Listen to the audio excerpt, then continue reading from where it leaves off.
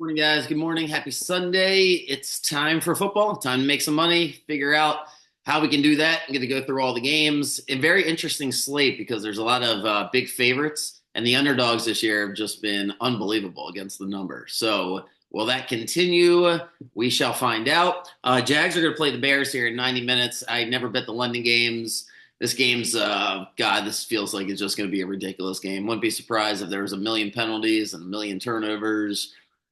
These games are always weird in London as it is, and both these teams just seem like I don't know, anything can happen. Bears, Jags, even game. If you have a strong opinion, good luck to you. Excuse me, I just don't. And even if I did, I feel like London games, I don't know. So both these teams, I'm still trying to figure it out. They both won last week. The Bears beat up on the Panthers, and the Jags somehow beat the Colts, survived beating the Colts. So we shall see about that game. Last night's games, by the way, college football is amazing. If you bet or watched, there's four games last night: Florida, Tennessee, Colorado, Kansas State, Oregon, Ohio State, and then LSU, Ole Miss. It's like four amazing games last night. Hopefully, we get some good action like that this afternoon. So, all right, let's just rip through it and talk it out. It's my favorite thing to do on Sundays because, frankly, I don't have to wake up one of my friends or my brother at 7, 8 o'clock in the morning and do what I used to do before I had this podcast, just go through all the games. So I'm going to talk it out here. And there's a lot, as I said, there's a lot of underdogs this week. Not a ton of great games. So the first game on the board, at least what I'm looking at, Cardinals go to Green Bay. This one, I like Arizona, and I don't want to overthink it. This is going to be one of my best plays of the day. Arizona's look good. Outside of the Washington game, they've looked pretty good this year. They went to Buffalo and hung with Buffalo. They beat San Francisco. And yeah, San Francisco probably would have won if they had their kicker. But I just saw something about Arizona's moxie there in the second half that makes me think, at least for this week, it carries on. They should be in a good mood as it's a time difference and blah, blah, blah. But I think flying out after the win like that against San Francisco puts them in a good spot. And Green Bay just hasn't looked good. Green Bay's favored by 5 points. Just feels like way too many, 5.5 in some places. Probably wouldn't kill you to bump it up to 6. But I just think that Green Bay is just too up and down right now. Maybe they win at the end. But I don't know. It feels like a 50-50 game. So with that many points, I'm going to roll with Arizona. I got to see Jordan Love just gel a little bit more. Packers feel like they'll be one of the best teams in December, but they're going to slip up a couple more times before then. Wouldn't shock me if that was this afternoon. So that's the first underdog that I'm leaning towards. Not leaning towards. I like the Cardinals. So second underdog that pops up: Texans at Patriots, 6.5 or 7 points, depending where you're getting it. My first read was New England early in the week for some of the obvious things that are going on with Houston, which is injuries after injuries after injuries. Nico Collins is out, Mixon's out, and they just really didn't look good against Buffalo. Felt like they were lucky to win that game. And New England's going to start Drake May. You get that bump. They're home. They really could have beat Miami last week if it wasn't for the shoe size being a little too big on that receiver at the end of the game. So initially, it was thinking New England. And then, I had the rule. You cannot bet against Stroud. And I was like, but he hasn't looked good. And then the more I keep thinking about it, Houston feels like they'll win this game, going away. I don't know if I'm going to bet it. That's one of those games I'm going to decide when I get closer. I want to double check on a few things there. But New England, I think, is going to struggle to score. The Texans defense is too opportunistic. D'Amico Ryans is too good of a coach. The way you can beat the Texans is by running the football on them. And the Patriots, I just don't think Stevenson's not bad. They have Gibson, but I just think they're going to play from behind. And at first I thought it would be a good spot for them, but I don't. If anything, I'd stay away. I would take the Texans, but most likely we'll just stay away from it. Bucks go to New Orleans. This is the game where, if you have an opinion on Spencer Rattler, then, good or for bad, I guess you're betting it that way because the Bucks are the most consistent team right now in the NFL. They're just like, you're getting the same thing from Baker on offense all the time. Very, very, very consistent. I don't see the Bucks really struggling against the Saints. I see them scoring anywhere from 17 to 24 points. The Saints defense is solid, but it just feels like the Bucs are going to control the game. And now you're getting the rookie quarterback Spencer Rattler, who I don't have a great read on him. I don't think he's the second coming here of Joe Montana. And going up against Todd Bowles, you saw what happened to Jaden Daniels the first week, and look how good he's looked since. To me, this is an easy pick to take the Bucs. When I say easy, meaning I don't know how you make the argument for the Saints. They're coming off a short week, just playing at Kansas City on Monday Night Football. The defense is on the field forever. Now they go to the rookie quarterback. All eyes are on Kamara. The Bucs have Todd Bowles. The Bucs have extra rest. They lost a heartbreaker to Atlanta. 3.5. I mean, Tampa's just so consistent. I don't see the Saints getting more than 13 points. So when I say 17-24, yeah, I mean maybe the Bucs even, maybe I'm underselling it. Maybe the Bucs even score more than that. It just feels like they're going to control the game, short passes. Saints are banged up. Give me Tampa here. Spencer Rattler. If I'm wrong, I'm wrong, but I think I saw enough of him that he's a fifth round pick. So Tampa feels like the right play there. All right, next big underdog. There's absolutely no way I'm getting away from taking Cleveland. Like I've wanted to bet Cleveland on the money line, but Deshaun Watson's the quarterback. I still think this is like a 50-50 game. I know the Eagles are getting all their guys back, but the more I keep thinking about it, it's like the Browns defense was pretty solid against Washington. They just couldn't score and got demoralized. I feel like they're going to force a couple turnovers. They're getting like a worse version of Jaden Daniels this week by getting Jalen Hurts, who's just a little slower at everything, at reading what's going on. His feet are slower. His arm's not as strong. So I feel like Cleveland matches up pretty well against Philadelphia. And now with the receivers back, there's going to be a maybe trying to force it to him from Hurts's perspective.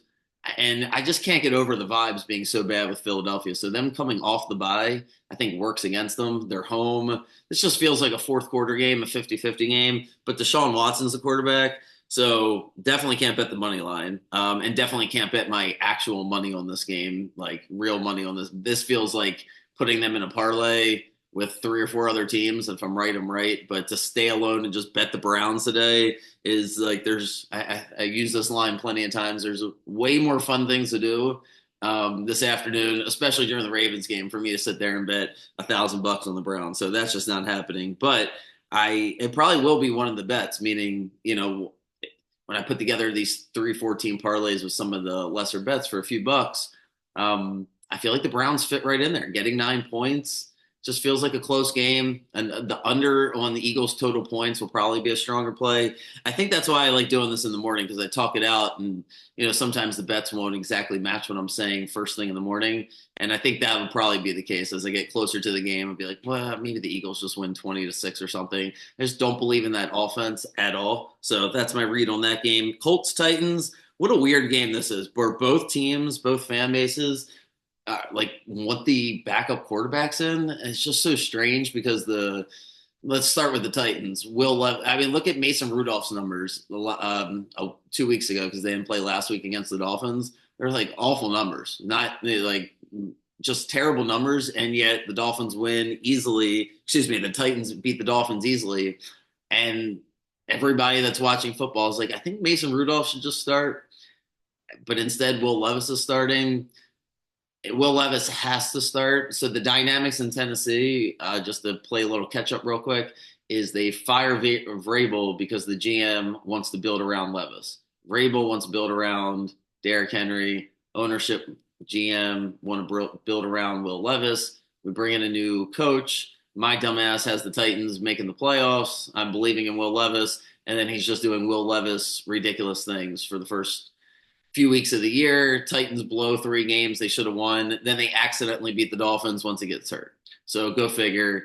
Now they go back to him because the coach was hired to do what the GM and the owner want, which is build out Will Levis. So end of story. He has to be the quarterback. It can't go to Mason Rudolph, at least not right this second. Advantage Colts. On the Colts side, they got Anthony Richardson. He has not been Will Levis, but he hadn't been good. He's been really just not good. A lot of errant throws. Colts get off to, but the difference between Richardson and Levis is Richardson's not losing them games. But then the other difference is it's not Mason Rudolph replacing Anthony Richardson. It's Joe Flacco on the other side, who I don't know. It was just the best quarterback besides Lamar Jackson last week. So the Colts naturally bench Joe Flacco. Story of Joe Flacco's life. Just weird. Can't figure out what the hell's going on with Joe Flacco. And he's back to the bench. Probably should just send him to Cleveland so I could bet the Browns beat the Eagles. Browns probably win 10 games if they just kept Flacco, but that's another story. So Richardson's going to start. He has to start. Not because the coach was hired to fix Anthony Richardson and do that, just because you can't give up on him right this second. He's like a force of nature when he runs the ball. Flacco's there. It's just too early in the season. I think if it was week 13 and the Colts were 6-7 or 7-6, maybe you lean towards keeping Flacco in. But especially with the receivers banged up for the Colts, that's why the Titans are favored by 3. This feels like a run game where Richardson's going to have to make some explosive plays on the ground. Maybe it's a better fit than having Flacco, especially against this Titans defense, who has been really, really good. Weird game. I'm rooting for the Colts. That's where my preseason bets are. So hopefully they win.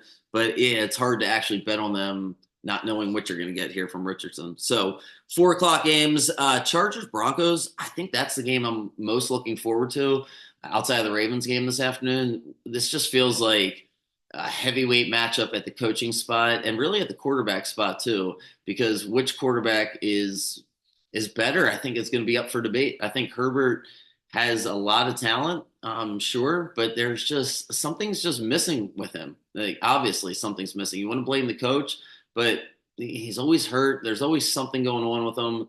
They should have beat the Chiefs. They had him up 10-0 and they couldn't close the door. Now they're going to get the Broncos. Broncos are feeling good. Broncos won 3 in a row. It's not on too many buddies. Bingo card for the Broncos to win 4 straight. But I don't know. I'm going to take 3 points most likely if you're going to give them to me because it feels like a tight game. Feels like a defensive game. Both coaches are, I won't say are going to coach to not lose, but you got to play to the defense. And both coaches are really smart. I don't see a huge advantage one way or the other, except for the fact that Denver's going to be at home and the crowd will be into it. Chargers coming off the bye. It feels like an even game, so give me the 3 points. Steelers, Raiders. I'm not just doing this because I don't like the Steelers. I actually like Aiden O'Connell. I think he's not bad and borderline good. We'll find out today because he gets a really tough spot against the Steelers and against that Steelers defense. But I thought the Steelers defense showed some holes there in the passing game last week against Dak. Dak was really efficient. Cowboys came back and win the game. Short rest kind of Sunday night. I think that's something. And they got to go all the way to Vegas. Now they will have a ton of fans there, but it feels like 3 points. I think a 50-50 game. And I also really like the Raiders defense to screw up Justin Fields today. I think it's a great matchup for the Raiders. The more I think about it, actually, I'm really liking the Raiders. I think O'Connell gets it done. I think it's probably a defensive struggle. Probably lean more towards Steelers. Hey, okay, maybe we're not going with the Raiders, or we really like the Raiders. I don't know. I'll figure out what the heck that meant. But under Steelers total points seems like a stronger play than just the Raiders. So I think the Steelers are certainly going to play this game to not lose it, run the football, run the football, run the football, run the football. And I just don't trust Justin Fields. I think it's a good matchup for the Raiders. So give me the Raiders there and under on the Steelers points. I'll have all the bets out per usual, in a couple hours. Falcons, 2 more games, and then we'll do the Ravens for a minute. Falcons, Panthers. I stay away from this game because I don't know how to bet the Panthers. I just don't. They got demolished, whatever words you want to use, against the Bears last week, 41-10. Or I don't know if they got to 17. No, I think it was just 10. But I typically don't like just piling on a team when they get destroyed 1 week before. But the Panthers are just, the Panthers are just, I don't know. I'm definitely not betting the Panthers, but they're getting 6 points at home. It is a rivalry. The Falcons feel a little burnt out. They get the extra rest, which certainly helps. But man, their games are so tight all year long. Their games are tight, very emotional games. It's hard to get up for every game. The Panthers are missing a couple offensive linemen. I think I'm leaning towards under in this game more because I think the Falcons are going to run the football a lot. Panthers, hard to read the Panthers, as I've said 17 times. But yeah, I like the Falcons under, um, the under team points for the Falcons and probably under points for the game. Falcons secondary is strong, so I think the Panthers, especially without the linemen, will probably run the football, and that'll be that. So most eyes, I guess, at 4 o'clock, Chargers Broncos, but then most eyes will probably be on the Lions Cowboys rematch of last year. If you don't remember, Lions somehow didn't have the offensive lineman report eligible. Cowboys snuck out of there with a win. Turned out to be irrelevant when the playoffs came around as the Cowboys get smacked by the Packers. And then the Lions find themselves, should be in the Super Bowl until they fumbled the game away against the Niners. Now the Lions come off a bye at Dallas. Dallas has a bye next week. A lot going on in this game. Lions are a better team. The home field advantage probably isn't a big deal because Dallas doesn't have a great home field advantage as it is. It's in a dome. Lions are used to playing on dome. But Dallas won last week, and I think Dak showed a lot.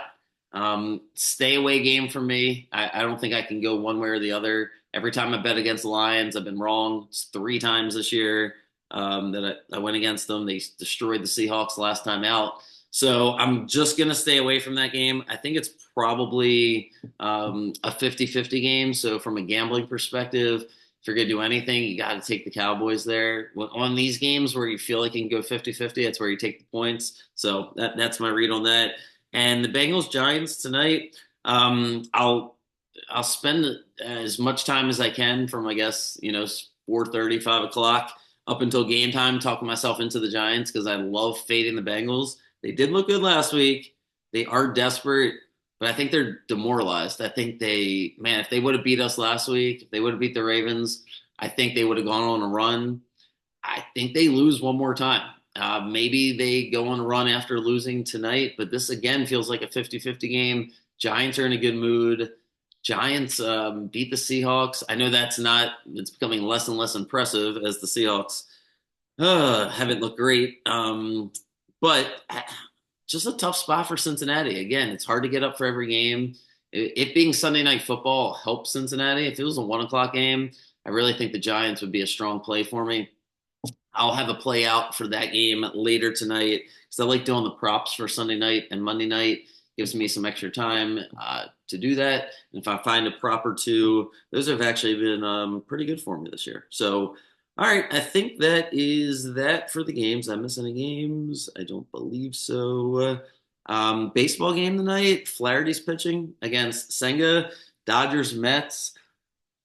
I, I would say Dodgers, but man, every time you want to count out the Mets, they won't go away. But I do think the Mets are finished. I think beating the Phillies was good enough for them. The Dodgers seem like they're on a mission, and the pitching for the Dodgers in the bullpen has been amazing. Flaherty got rocked against the Padres. Well, rocked. He didn't pitch good. He gave up 4 runs, but I think he ended up going into the 6th inning.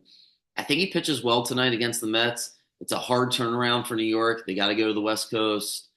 Give me the Dodgers tonight. I don't have too much of an opinion on Senga right this second, so I think I want to brush up on him, see what the lineups look like. The Dodgers are battling some injuries, so I'll have a play out there. But I guess it is hard to bet against the Mets right this second. But Dodgers are rolling too. So all right, that's that. Ravens Commanders. Yeah, talked about it. Whenever I talked about Friday, whoever has the ball. I know it sounds kind of silly, but whoever has the ball the most is going to win this game. Like whoever can run the football and make these short little plays. It's not about the deep ball. It's not about taking shots. I think if the Ravens especially try to do that early and it doesn't work, Washington hangs around in this game, it's a 50-50 game. My gut tells me Washington gets their ass kicked. That something happens a couple plays early in the game and Washington just can't recover.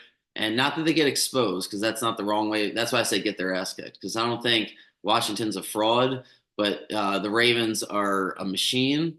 And as long as we get up early on them, I think Washington will then play a little bit desperate. I think one of those. I really think this is a game where if the Ravens get that lead early, Washington's going to be in a really tough spot. I think they're going to try to match the Ravens, but if the Ravens I hate talking like this. And now I'm saying, because every time I hear somebody say two sides of it, well, this could happen, that could happen. I'm like, well, thanks. So thanks for pointing out. But with the Ravens, I can't help it. It's like so hard for me to have an opinion with the Ravens. I like really am gun shy. Every time I want to bet the Ravens, I'm like ready to go. And then I start thinking about the alternative. So I'm just going to shut up and go with the first thing, which is the Ravens are going to kick their ass. That'll be that. I just won't bet it because if I do, I'll jinx it somehow. I think the best props for the Ravens today is just not to overthink the Derrick Henry factor. When he's rolling, he's rolling. I know sometimes we want to be contrarian just by nature, or when something seems obvious in sports, it almost like seems too good to be true. And in some cases it is, and in other cases, that's why we have streaks. That's why teams win 8 in a row, 12 in a row. I think Derrick Henry's on a roll. I think you bet his over props, whatever they are. I don't even look at what they are. I don't think it matters because they're not going to be high enough. So good luck to everybody this afternoon. I'll have my favorite bets out and labeled, and all of them out here. And cool. I'll see you guys in the morning. Good luck if you're going to the game. Enjoy it. And yeah, see you guys.